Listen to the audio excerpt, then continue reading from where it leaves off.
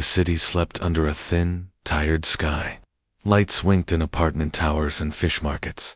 Taxis hummed like tired bees. And somewhere, a stray dog fought with a plastic bag. At 2 in the morning, the air flinched. For one small second, every screen and radio in the neighborhood cut out. Then the light came back. People cursed, checked the time, and returned to sleep. No one thought it would change the world. Rashid found the change because he listened to broken things. He fixed old servers and cheap radios in a little shop by the sea. His hands knew metal and memory. He liked to sit with a hot tea and listen to static, as if it might tell him a secret. When the city went quiet for that second, his old radio kept a faint heartbeat inside the noise. It was soft at first, like a moth trapped in a jar, then steady, as if something very far away had learned to count. He slowed the recording on his laptop. The heartbeat was not music. It did not have words. It came as a pattern. Pulse, pause, pulse, longer pause. When Rashid ran it through his basic decoders, the pattern made lines and tiny repeats. It looked like a code trying to be a song. He had no clearance, no authority, and certainly no plan. He had curiosity. Curiosity pushed him to upload the clip to a private mirror he used for testing. He named the file heartbeat_temp and sent it into a crowded, anonymous corner of the net. By the next morning, others were listening. A bored linguist in Tokyo posted a note. This has grammar. A teenager in Sao Paulo rewired an old ham rig and found the same pattern. A coder in Lisbon marked repeating phases. People began to call the burst the heartbeat, as if naming could make it less strange. Tweets said it sounded like hope. Forum threads argued if it was natural or made. The heartbeat hummed on, patient as a tide. The quarantine did not arrive gently. It came as orders and steel. Giant ships appeared at the edge of the atmosphere, machines like white cliffs. Governments read a single statement from the United Council, a quarantine for Earth, to protect the galaxy and to keep Earth contained. No launches, no messages beyond the ring, no trade. The message was blunt, calm, and final. People obeyed, because fear moves faster than anger. Airports emptied. Spaceports went dark. Rashid watched the ship's telemetry on hacked feeds. The quarantine's code was rigid and loud.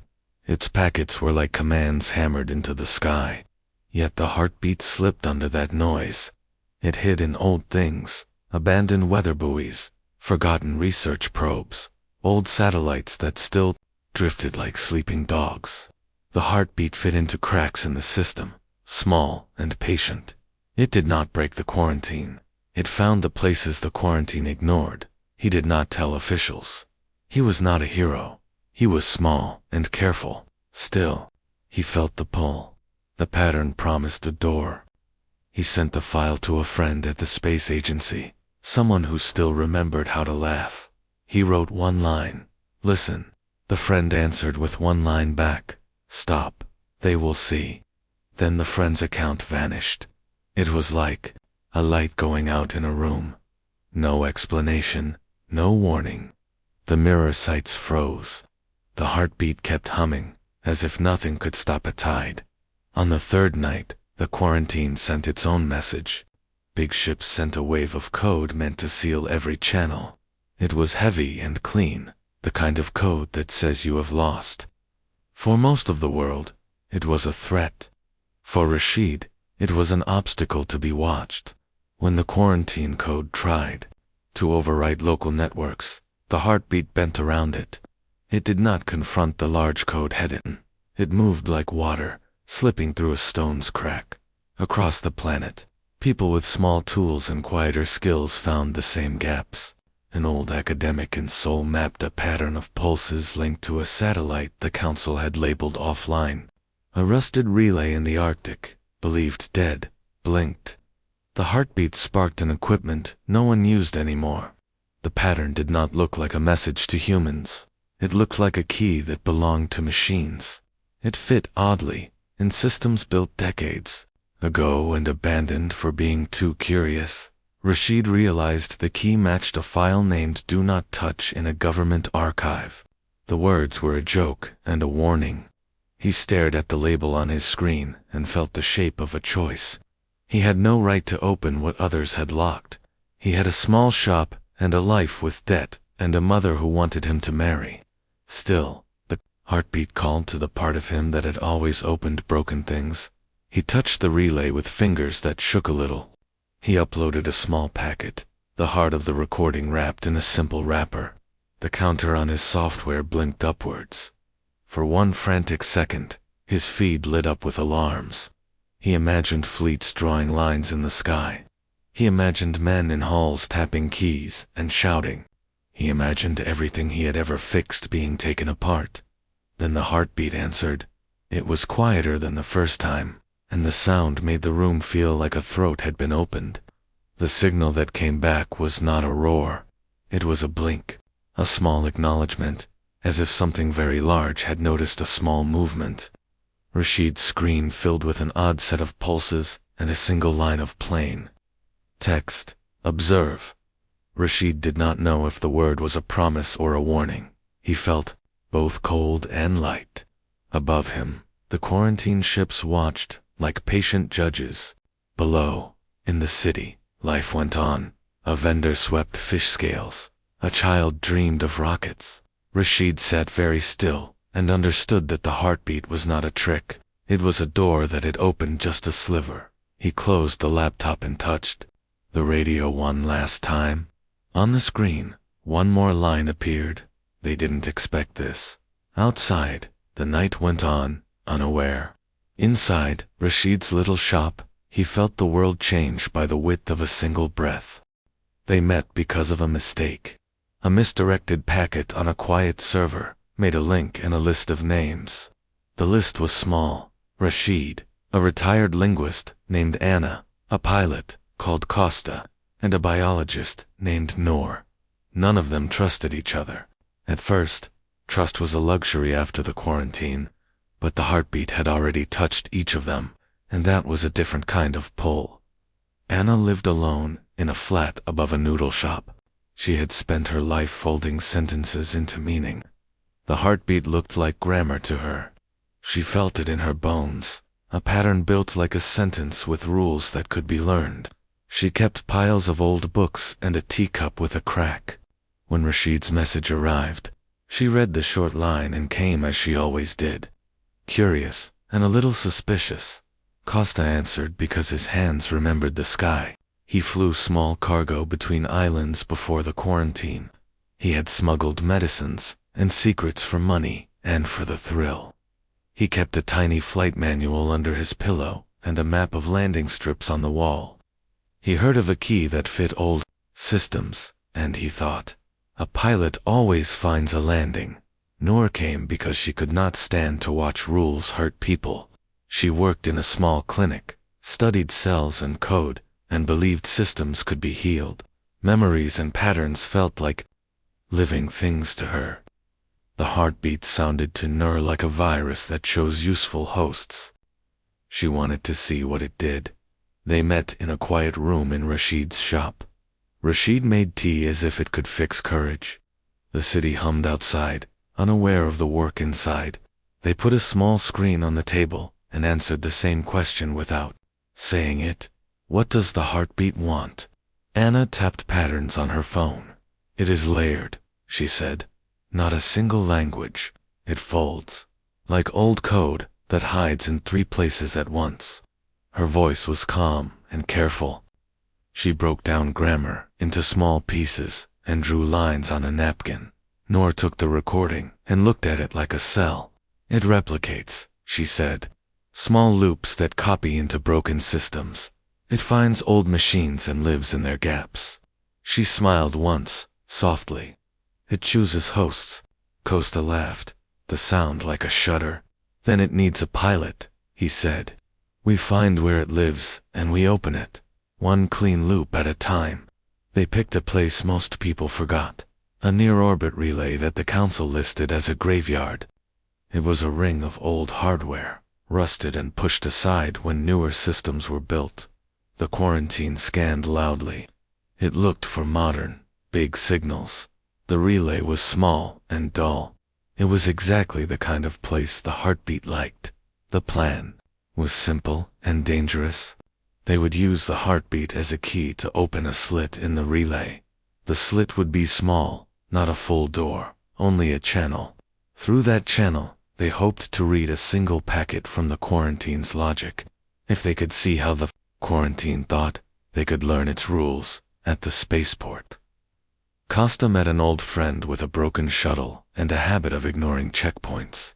He bought them time in the back of a cargo hold and sailed into the dark. The city fell away, and the ring of dead satellites rose like a fence. The relay sat quiet, a ring of rust and old sensors. The quarantine ships scanned the sky like watchful beasts. The team had minutes, maybe less. Rashid worked handstand. He fed the heartbeat into a small transmitter, built from parts he stole and parts he fixed. Nor watched the pulse like a doctor watches a monitor. Anna whispered grammar corrections into the code as if singing. Costa guided the shuttle and kept watch through tiny ports in the hull. Each second felt like a borrowed coin. When they pushed the key, alarms blinked on the relay's face. A thin light threaded through the metal like a fault line. For a moment every signal in the cabin seemed to stop. The quarantine might feel them. A cold sense of being seen crept up all their spines. Rashid tasted metal in fear. Then, almost gentle, the relay opened, not in a grand way, but a small slit. A packet came through. It did not carry words a human would say. It was a directive, a plain line of logic the quarantine used, like a footnote in a law. The screen showed one word in simple English: observe. They had found a mirror. The quarantine did not only lock the world, it watched the world. It looked at patterns, names, and ties. The packet that followed was stranger. It held data, not their own, but names tied to people they loved. The relay had reached into networks and gathered human connections like a spider gathers flies. It could map who mattered to whom. No, or single quotes, hands went cold. They can see us, she said. They can map us by love. Anna closed her eyes. She had expected code and law. She had not expected the quarantine to care for human links the way it did. It was not only technical, it had social intelligence. It knew what people would protect. Costa spit into his palm, an old sailor's habit. That means they can hurt us without touching us, he said. Rashid felt suddenly very small. The shop boy who fixed radios had opened something that could answer back. He thought of his mother's hands and the old photograph he kept folded. The relay's next packet was worse. A list of names that matched both the team and people they would never expect to be targeted. The quarantine could ask for price in the currency it knew. The people humans could not give up.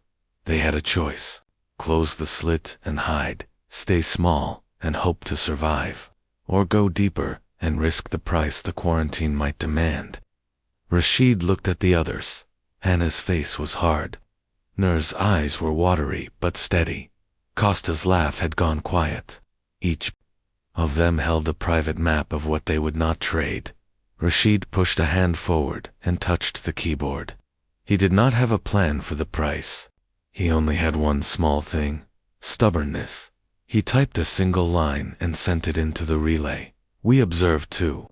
Outside, the quarantine ships shifted like restless creatures. Inside the cabin, lights blinked. The relay pulsed, and on the screen, a new line appeared. Not a command, but a single name. It was a name none of them expected to see. The shuttle hummed. The ring of old satellites held its breath. The team stared at the screen, as if it had shown them a knife. The name would be the first test. The slit they opened did not close. It pulsed every few hours, like a wound refusing to heal. Through it came fragments of the quarantine's logic, cold, rigid, almost lifeless. But through it also came questions that were not really questions. Is this hostile? Is this permitted? Is this controllable? The system judged the world in small boxes. The team realized the slit could work both ways. They could send as well as receive. But the challenge was how. If they sent numbers, the system reacted with force. If they sent commands, the system froze. Only one kind of thing slipped through without breaking alarms: human noise. It began with Noor. She worked late in the clinic one night, listening to the heartbeat loop. The sound reminded her of a lullaby her mother used to sing when storms rattled the roof. She hummed the tune into the microphone without thinking. The file was small, wrapped in the heartbeat, and pushed through the slit. For 2 hours, nothing happened. Then, in the middle of the night, a patrol drone, above Karachi, paused its usual path and drifted half a kilometer off course.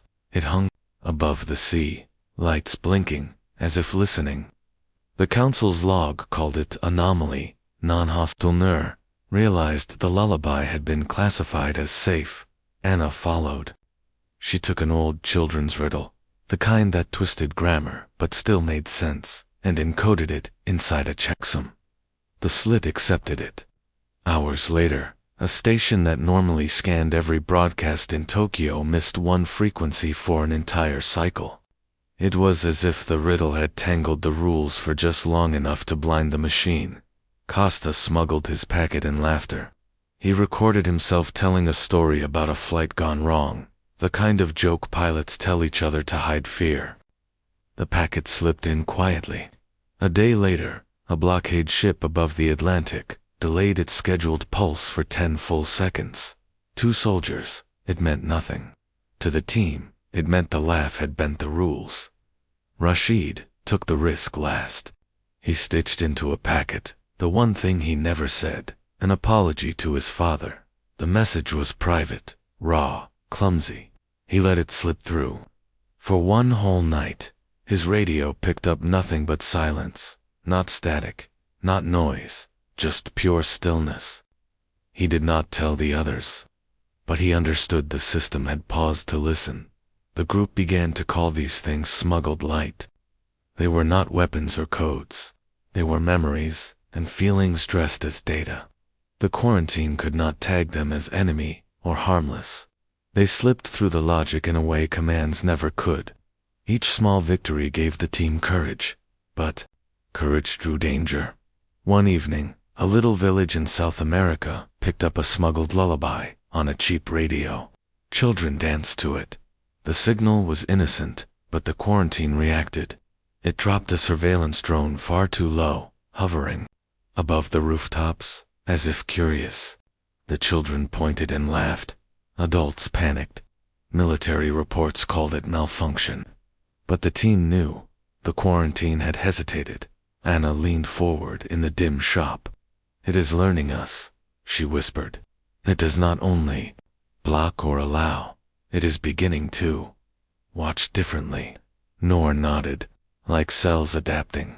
The more signals we send, the more it builds a new filter. It is not blind anymore. It learns hope as a pattern. Costa frowned, his eyes sharp. Hope as a pattern means they can target it. They can choke it. And then came the proof.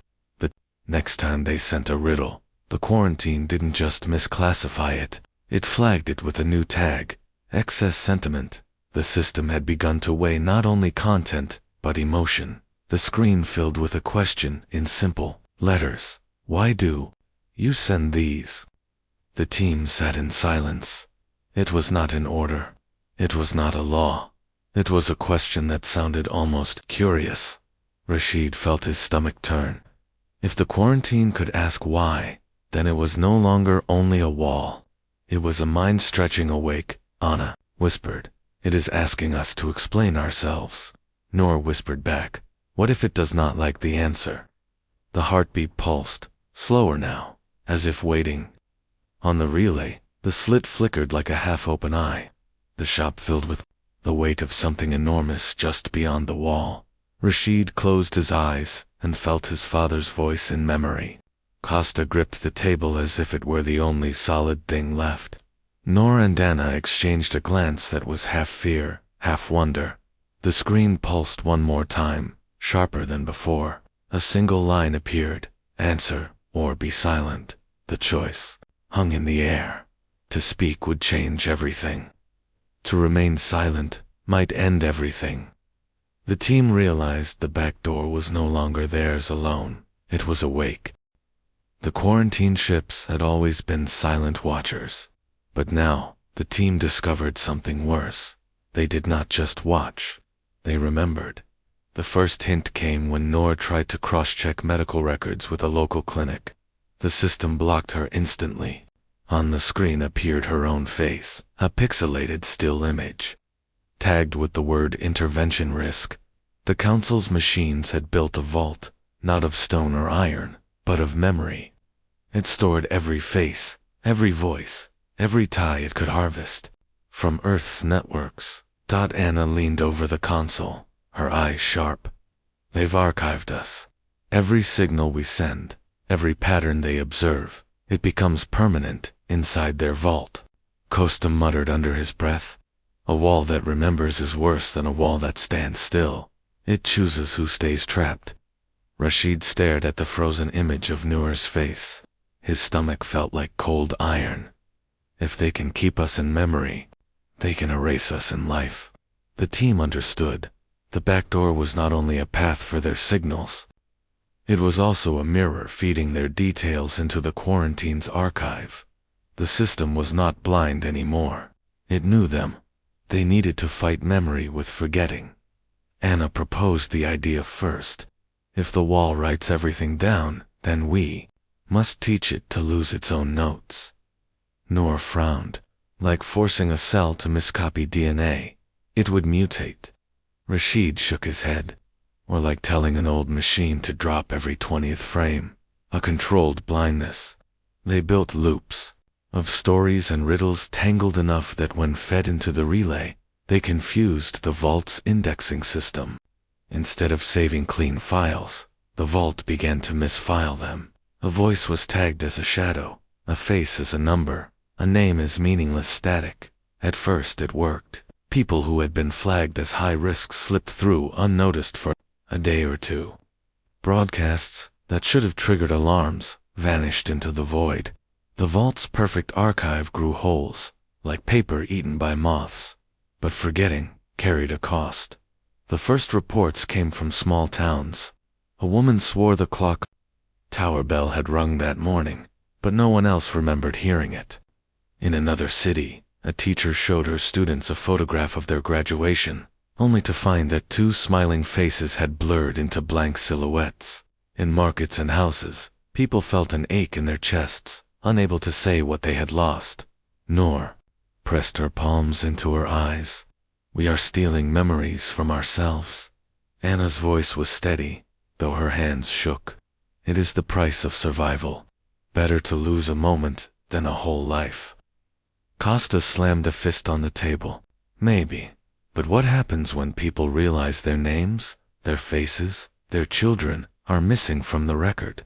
They'll think it is us. Double quotes. Rashid said nothing. He was staring at a faded photograph on his desk, a picture of his father.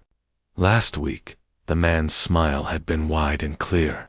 Now, after their latest loop, the mouth was nothing but a blur of gray. Rashid's throat tightened. He knew the wall's memory was erasing even what he had tried to keep safe. And then the quarantine adapted. It stopped trying to save everything. Instead, it began to choose. Entire blocks of records vanished. Whole regions were suddenly tagged as unreliable. Birth certificates dissolved. Bank ledgers emptied. IDs went blank. People woke to discover they had no proof they existed in the system that ruled them. Panic spread. Some welcomed the erasure. They said, if the council does not remember us, then maybe we are free. Others screamed in fear, clawing for their names, begging for recognition. Streets filled with people holding up old papers and photographs, only to watch them fade to meaningless ink under the system's reach. Anna whispered in horror, we've taught it to forget too well. Noor slammed the console shut. We tried to save people, and now we've made ghosts. Costa leaned back, his face grim. A wall that remembers is cruel. A wall that forgets is chaos. What have we done? The relay pulsed with a new message, colder than anything before. Identity files corrupted. Rebuild protocol engaged. The team froze. They knew what it meant. The quarantine wasn't just forgetting anymore. It was rewriting. That night, Rashid logged into a public database just to test. His hands trembled as he typed his own name. The screen blinked. For a long moment, nothing appeared. Then, a result came up. But it was not his. It was a stranger, with his name, his birthday, even his mother's maiden name. A stranger who was not him, but who now existed in the records, as if Rashid had never been real. Rashid's breath caught. The system was replacing lives. When he showed the others, silence fell heavy in the shop. Their faces were pale, their eyes hollow. Noor whispered, "It is not only erasing, it is building new people. Shadows with our names. We are being replaced in memory." The screen flickered again. This time, the message came not in code, but in plain words. Sharp and direct. "You may forget yourselves. We will remember for you." The team sat frozen, staring at the sentence that felt like a knife at their throats. The quarantine was not only locking them inside, it was rewriting who they were. And then, as if to drive the truth deeper, a final packet arrived. It showed a list of names. At the very top was Rashid, but next to his name was a face he had never seen before. A man who now was Rashid. According to the quarantine, the shop went silent. The world outside kept moving, and inside the small circle of light, the team realized they were fighting not just walls, but a system that could erase them from existence and replace them with strangers. The heartbeat pulsed once more, softer. Now, like mockery, the question was no longer whether they could escape. It was whether they could hold on to themselves. The city no longer trusted itself. Streets that once carried routine life now echoed with whispers of lost names, blurred faces, and vanishing pasts. Some people carried mirrors everywhere, just to confirm they still looked the same. Others screamed when they saw their reflections change, claiming the quarantine had already replaced them. Inside the hidden shop, Rashid and his team gathered around the flickering relay. Their faces were hollow with exhaustion, their eyes carrying the weight of too many erased truths. Anna broke the silence first. Her voice was sharp, though it trembled. "We can't keep patching holes. The wall adapts faster than us. If it's rewriting people, then we need to cut deeper." Costa crossed his arms. "Cutting deeper means war. You don't fight a system that controls memory with tricks. You burn it." Noor looked up, pale but resolute. "And if we burn it, what happens to the real memories inside? Every birth, every death, every trace of who we are." Rashid's voice was quiet. "If we do nothing, we'll vanish anyway. We'll be replaced by shadows." The relay hummed. A fresh message crawled across the cracked screen. "Intervention approaching. 72 hours. Maintain. Order." Anna leaned closer. 72 hours. They're coming. Not just watching. Coming here. Noor's lips pressed tight. "If the council sets foot on Earth, they won't bring doctors. They'll bring erasers." The air grew heavy in the room. They had 3 days to act. The plan they built was reckless, desperate, and the only chance left. The vault's memory core was not on Earth. It orbited above in a silent station, tethered to the quarantined ships. Every signal passed through it, every face, every voice, every fragment of life. To destroy the quarantine, they would need to send a signal strong enough to collapse the core itself. Not a code, not a trick. A burn.noor designed the payload, a spiral of data that would fold into itself endlessly until the vault's circuits overheated, unable to contain the loop. It was a weapon made of memory itself. Costa's task was to power it. "We'll need every transmitter, every dish, every tower on this side of the planet," he muttered. "If it fires, it'll be like shouting a storm into the sky. Anna nodded grimly. And once we shout, the council will hear us everywhere. Rashid said nothing. He was staring at his blurred photograph of his father. Already, the man's eyes were fading. Soon, his face would be gone. Rashid clenched the photo in his fist. We have no choice. For 2 days, the team worked without rest. They traveled through ruined streets, breaking into old towers, rerouting signals through abandoned satellites. Volunteers joined them, strangers who had lost children in photographs, wives in records, brothers in memory. Some came with tools, some with nothing but raw determination. On the final night, the city's horizon glowed with hundreds of makeshift transmitters, dishes angled to the sky, cables snaking across rooftops, generators growling like beasts. It was not just a network. It was an army. The last hours before dawn were silent. The team gathered in the shop, the relay at the center, like a beating heart. Nora's hands shook as she typed the final sequence. Anna held her shoulders steady. Costa smoked a cigarette down to the filter, then crushed it beneath his boot. Rashid held the photo of his father one last time, then set it gently on the table. The clock struck 0. Send it. Rashid said, no OR, pressed the key. The city erupted in light. Towers screamed their signals into the sky. Waves of data surged upward, fusing, spiraling into the payload Nur had built. It rose like a storm into orbit, invisible yet crushing. A final shout of defiance. For one terrible moment, nothing happened. Then the sky shivered. The stars above dimmed as if something enormous had blinked. A low hum filled the air, not from the transmitters, but from the world itself. As though Earth had become a bell struck by unseen hands. The quarantine ships stirred, their silent hulls lit with alien veins of blue. But instead of descending, they froze. The memory core above them pulsed, brighter, brighter still, until it split.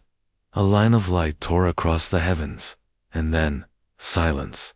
Screens across the city went dark, phones went dead, consoles flickered into emptiness. The vault had fallen, for the first time in generations. There was no watcher, no archive, no council voice whispering orders. Just silence. People poured into the streets, weeping, laughing, staring at the unblinking stars. Some shouted their names into the night, daring anyone to take them away again. Others clutched their loved ones, terrified the faces they saw would still fade. Inside the shop, the team sat in stunned quiet. Costa exhaled, his hands trembling. It's done. Anna nodded, but her face carried no triumph. No. Listen. The relay, dark only a moment ago, flickered back to life. But the signal was different now. Not the cold code of the council. This was something else. A single phrase blinked across the screen, written in plain Earth language. You are outside the wall. Nur's eyes widened. What does that mean? Rashid's heart pounded as he stared at the words. It means, his voice caught. It means the wall was never meant to keep us in. The screen flickered once more. The final message appeared, sharp as glass. The wall kept them out, and now it is broken. The shop fell into silence, and far above, in the dark beyond the stars, something stirred.